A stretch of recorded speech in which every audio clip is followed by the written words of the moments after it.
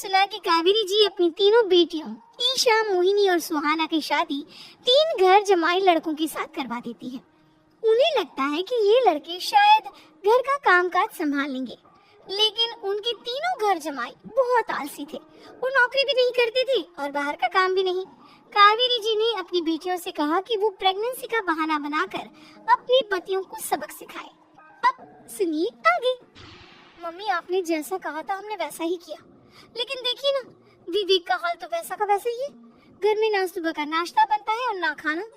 नौकरी पर जाने की बात करूं तो खाने को दौड़ते हैं मुझे।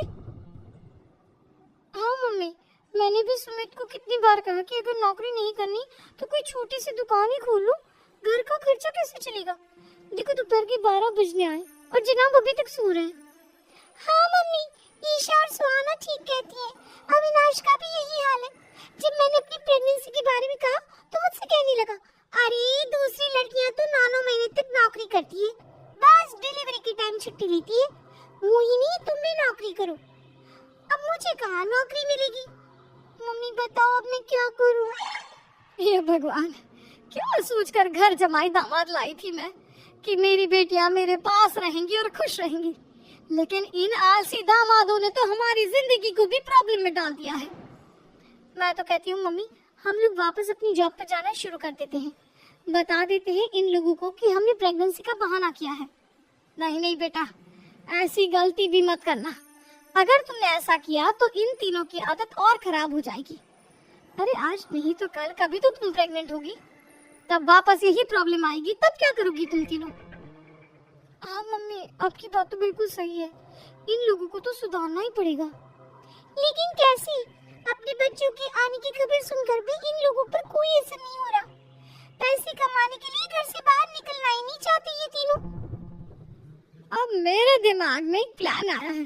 तुम तीनों चिंता मत करो, उन तीनों को बुलाओ, फिर मैं बात करती हूँ।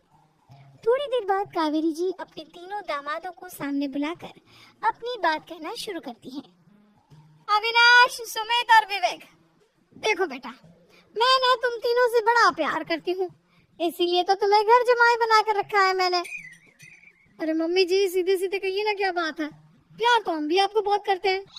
अरे मम्मी जी, आपकी इज्जत भी बहुत करते हैं। अरे भाई, आपकी जैसी सास और कमाने वाली बीवी सबको मिलती है क्या? हाँ मम्मी, विवेक और सुमित ठीक कह रहे हैं। आपकी बेटी से शादी करके मेरी तो जिंदगी ही अच्छी हो गई है।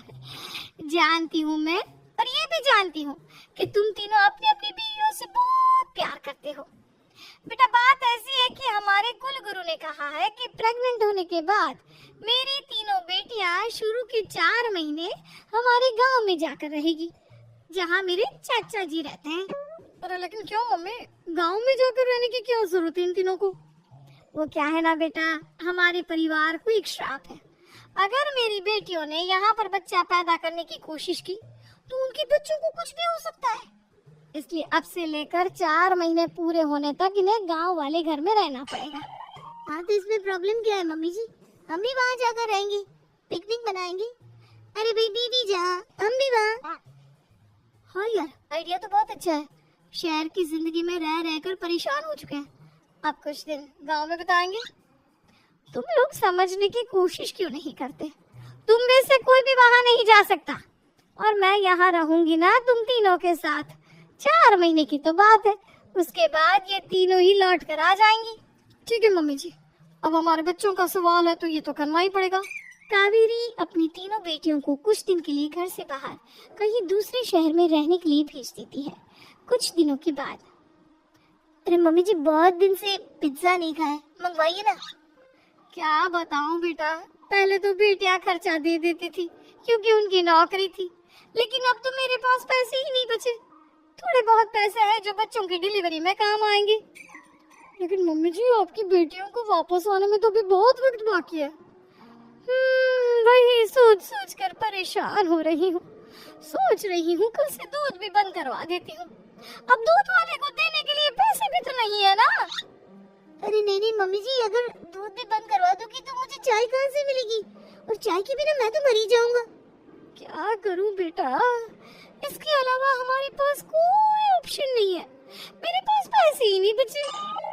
इस तरह कावेरी जी धीरे धीरे अपने तीनों दामादों को पैसे देना बंद कर देती है और घर में खाने पीने की चीजें लाना भी बंद कर देती है। अब वो तीनों पूरी तरह से परेशान होने लगे थे और इसलिए एक दिन तीनों प्लान करके घर से बाहर निकलते हैं और बाजार में जाने के बाद यार अच्छा खाना खाए हुए कितने दिन हो गए, पता नहीं कब अच्छा खाना मिलेगा। हमारी बीवियों के जाने के बाद तो हमारी हालत भिखारियों जैसी हो गई है यार। कुछ भी हो, मुझे तो आज पिज्जा खाना ही खाना है। जेब में 1 रुपया नहीं और पिज्जा खाएगा, कहाँ से आएंगे पैसे? अरे देख वहाँ सामने बोर्ड पर क्या लिखा हुआ है, कंप्यूटर पर काम करने के लिए एक आदमी की आवश्यकता है।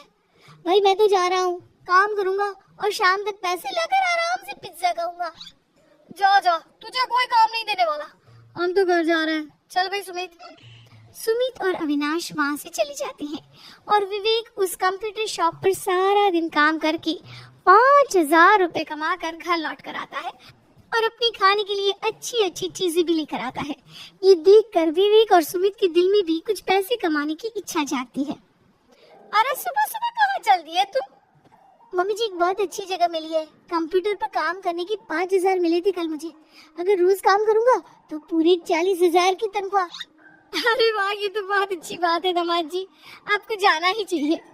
सुमित और अविनाश विवेक को इस तरह तरक्की करते देखकर परेशान हो जाते हैं और वो दोनों भी काम की तलाश में निकल पड़ते हैं। धीरे धीरे उन दोनों को भी काम मिल जाता है। अब कावेरी के तीनों दामाद छोटी मोटी नौकरी करके अच्छा पैसा कमाने लगे थे। एक दिन कावेरी उन्हें अपने पास बुलाती है। अरे वाह, विवेक 40,000 कमा लेता है, अविनाश 60,000 और सुमित तुम भी 40,000 के आसपास कमा ही लेते हो। कुल मिलाकर तुम अच्छे खासे पैसे कमा रहे हो बेटा। हाँ मम्मी जी, बहुत मजा आता है जब महीने के एंड में मोटी रकम हाथ में आती है। पूछिए मत मम्मी जी, घर में रहकर रोटी बना बना कर और तो जैसा महसूस होने लगा था मुझे तो। हाँ बेटा, तुम तीनों की बात तो बिल्कुल ठीक है और जानते हो अब तुम तीनों की पत्नियां भी वापस लौट कर आने वाली है। लेकिन मम्मी जी अभी तो उन्हें गए सिर्फ 2 महीने हुए हैं, आपने तो कहा था वो 4 महीने के बाद लौट कर आएंगी। ऐसा कुछ नहीं है बेटा, मैं सिर्फ तुम तीनों को सबक सिखाना चाहती थी कि आदमी घर में बैठकर बीवी की कमाई खाता हुआ अच्छा नहीं लगता। इस दुनिया में हर इंसान को मेहनत करनी चाहिए, काम करना चाहिए, चाहे वो औरत हो या आदमी, ताकि अपने परिवार को संभाल सके। कावेरी की बात सुनकर उन तीनों को अपनी गलती का एहसास होता है और कावेरी उन्हें सच बता देती है कि ईशा, सुहाना और मोहिनी शहर में ही कहीं दूसरी जगह रह रहे थे। शाम के वक्त उन तीनों की पत्नियां लौट कर आ जाती है और कावेरी जी का परिवार एक खुशहाल परिवार की तरह रहने लगता है।